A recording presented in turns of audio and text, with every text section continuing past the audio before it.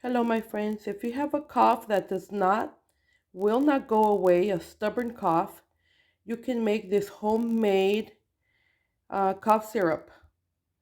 Okay, what you're going to do is you're going to grab one lemon and you're just going to chop it up. Okay, like so you see in the jar. And then you're going to grab like the size of your hand. It will be ginger, a large ginger piece, and then you just cut it up into pieces like so. I don't know if you can see through the jar.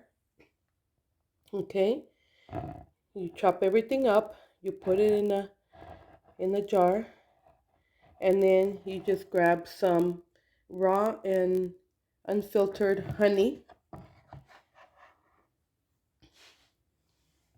and then you just put it in the fridge, and by tomorrow it should be ready.